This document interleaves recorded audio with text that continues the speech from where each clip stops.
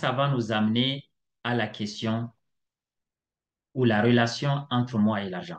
Comment donc on va pouvoir créer une relation saine avec l'argent, puisque c'est possible? Donc déjà, avant de dire ce comment, qui va se tenir sur 3 points, je voudrais juste rappeler très rapidement que beaucoup d'éléments de notre vie, dans tous les cas, dépendent de l'argent. Et je l'avais dit, nous avons des besoins qui dépendent de l'argent. Le simple fait de se nourrir, d'avoir un toit, etc. Notre choix a aussi des choses qui dépendent de l'argent. Nous avons aussi des valeurs qui dépendent de l'argent. Aujourd'hui, il y a des personnes qui se trouvent à mentir, qui se trouvent à arnaquer, qui se trouvent à corrompre. Je ne leur donne pas une excuse, mais peut-être que s'ils avaient l'argent nécessaire pour subvenir à leurs besoins, ils ne seraient jamais tombés dans ces genres de vices. Donc, notre vie a besoin. Quand je dis argent, ne voyez pas seulement les billets, hein, on va voir ça tout à l'heure, mais en tout cas, nous avons besoin de quelque chose qui nous permet de satisfaire nos besoins. Sinon, très malheureusement, la nature humaine peut nous mener dans des sentiers qui ne sont pas recommandables. L'argent est l'un des plus grands intermédiaires dans les différents échanges pour satisfaire nos besoins. Pourtant, nous le connaissons que très peu. Nous ne connaissons pas sa psychologie, nous ne connaissons pas ses caprices et ses attentes, ce qui fait que beaucoup de rêves risquent de rester de simples rêves jusqu'à la fin de la vie. Il y a beaucoup qui ont des rêves, mais malheureusement qui vont partir avec ces rêves dans la tombe. Je souhaite à nous tous qui sommes ici que chacun vive ses rêves à travers une bonne maîtrise, entre autres de l'argent, plus d'autres choses qui vont nous permettre d'avancer. C'est un peu contre-intuitif, hein? Mais la première chose déjà pour réussir une bonne relation avec l'argent, c'est de comprendre qui on est.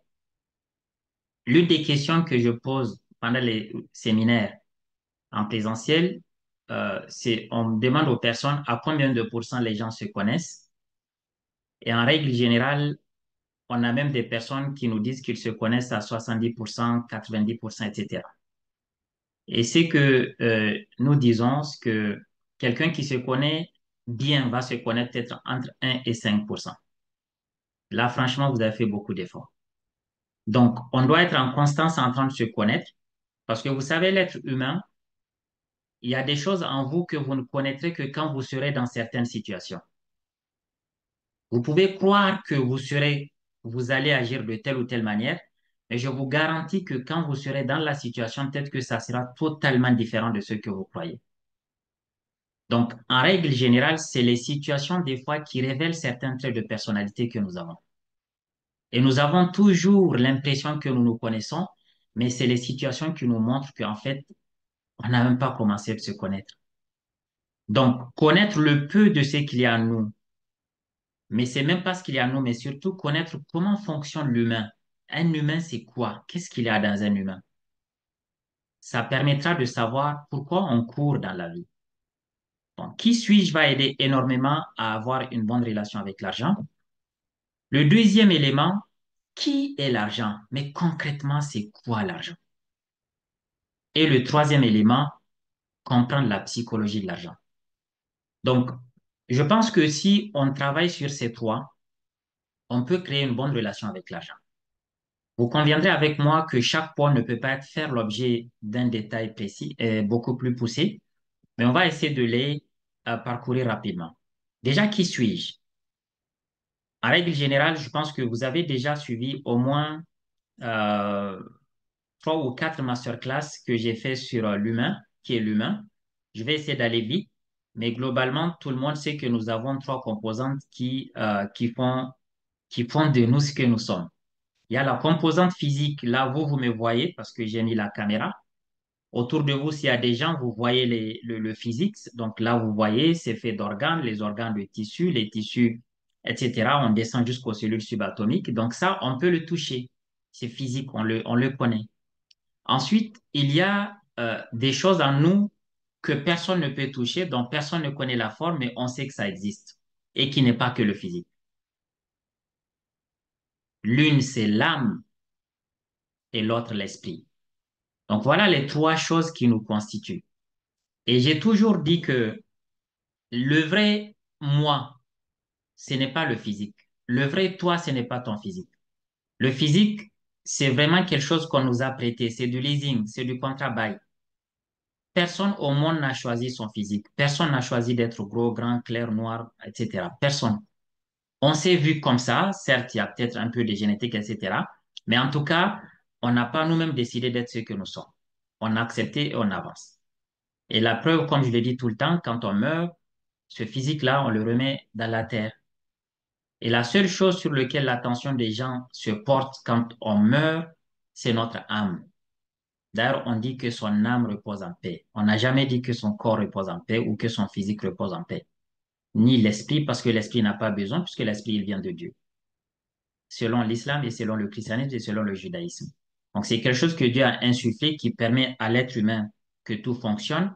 Et l'âme, c'est ton trésor dans lequel tu déposes tout ce qui est bien, tout ce qui n'est pas bien, tout ce qui est interdit, tout ce que tu fais est enregistré dans ton âme. C'est pour ça que c'est l'âme qui est jugée, pas l'esprit ni le corps.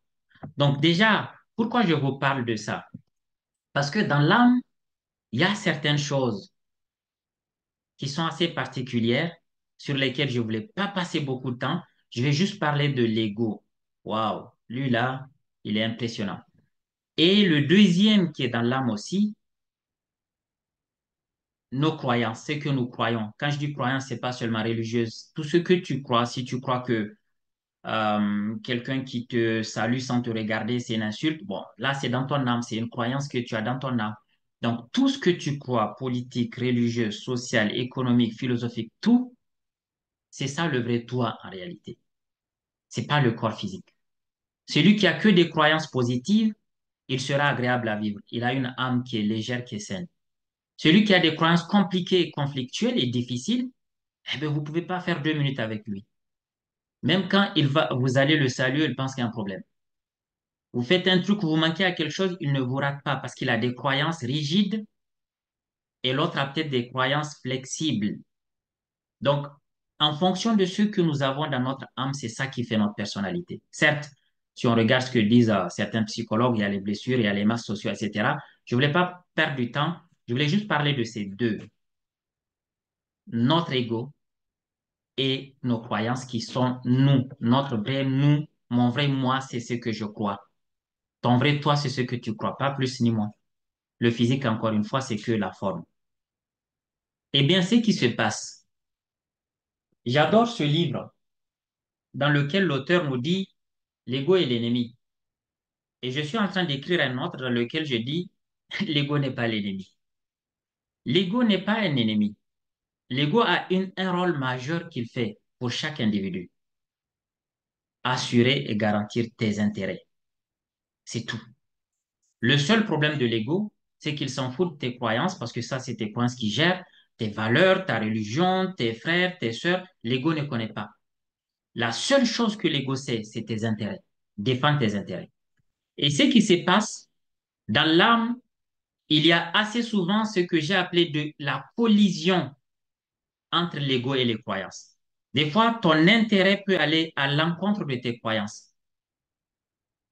Il peut y avoir ce que j'appelle la coalition. C'est lorsque tes intérêts vont dans le sens de tes croyances. Là, l'ego, il est tranquille. Mais dès que tes intérêts vont à l'encontre de ce que tu crois, que ça soit politique, religieux, social, culturel, traditionnel, là, il y a une sorte de collision et ça fait mal dans l'âme. Ah, et en général, tu le sens même physiquement. Ça se sent physiquement. Et c'est ce que nous avons appelé à Bixit le courage émotionnel. Le courage émotionnel, c'est la capacité à faire taire l'ego pour donner raison à ses croyances. Et c'est pas tout le monde qui l'a.